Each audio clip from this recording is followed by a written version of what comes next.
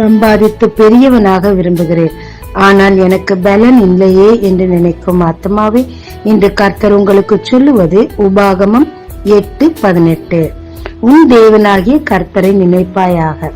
அவரே உன் பிதாக்களுக்கு ஆணையிட்டு கொடுத்த தம்முடைய உடன்படிக்கையை உறுதிப்படுத்தும்படி இந்நாளில் உனக்கு உண்டாயிருக்கிறது போல ஐஸ்வர்யத்தையும் சம்பாதிக்கிறதற்கான பலனையும் உனக்கு கொடுக்கிறவர். தகப்பன் கர்த்தர் மேல் வைத்திருக்கிற நம்பிக்கையை பார்த்து பார்த்து வளர்ந்த மகன்தான் சாலமோன்.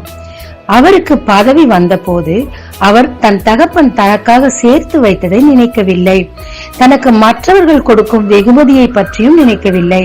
தேவனை நினைத்தார். நினைத்து அவர் சித்தம் என்ன, இந்த ஆட்சியை செய்ய எனக்கு முதல் தேவை என்ன என்பதை அறிந்து தேவனிடத்தில் ஞானத்தை கேட்டார். தேவனும் அவர் கேளாத ஐஸ்வர்யத்தையும் சம்பத்தையும் அவருக்கு கொடுத்தார். ஈசாக்கு மிகப்பெரிய ஐஸ்வர்யவானா இருந்தார்.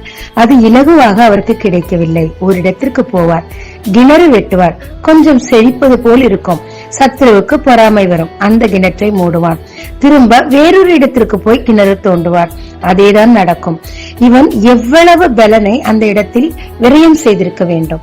ஆனால் தேவன் ஒரு இடத்தில் அவருக்கு பலனையும் கொடுத்து எல்லார் கண்களிலும் கிருபையும் கொடுத்தார். அந்த இடத்தில் அவர் 100 விதைத்தார், 100 அறுத்தார், மிகவும் விருத்தியானார். இதன் விளைவு சத்துருக்கள் இவரோடு கர்த்தர் இருக்கிறார் என்பதை அறிந்து இவரிடத்தில் மன்னிப்பு கேட்டு மண்டியிட்டார். இதற்கு தேவையானது 2 விஷயமாய் இருந்தது. ஒன்று, கர்த்தரை எப்பொழுதும் நினைத்துக் கொண்டே இருந்து அவர் சித்தப்படி செயல்பட முனைவது. இரண்டாவதாக, அவர் உடன்படிக்கை உறுதிப்படுத்தும்படி அவரிடத்திலிருந்து இந்த காரியங்களை செய்ய வாக்குத்தத்தம் இருக்கிறதா என்று தேவனிடத்தில் கேட்டு பெற்றுக்கொண்டு அவரை நினைத்து வாக்குத்தத்தங்களை பிடித்துக் கொண்டு நாம் சம்பாதிக்க முற்படும் போது தேவன் பலனையும் கொடுப்பார், தேவையான ஐஸ்வர்யத்தையும் கொடுப்பார். ஜெபிக்கலாமாங்க. தேவரீர் குறுக்கு வழியில் போகாமல் உமது சித்தமறிந்து நான் சம்பாதிக்கத்தக்கதாக உண்மை என் வாழ்க்கையில் நினைவு கூறுகிறேன். தேவரீர் உழைக்கத்தக்கதாக போதிய பலனையும் ஞானத்தையும் எனக்கு கொடுத்து அதன் முழு பலனை அடையவும் எனக்கு தேவையான ஐஸ்வர்யத்தை பெற்றுக் கொள்ளவும் என்னை பலப்படுத்துவீராக.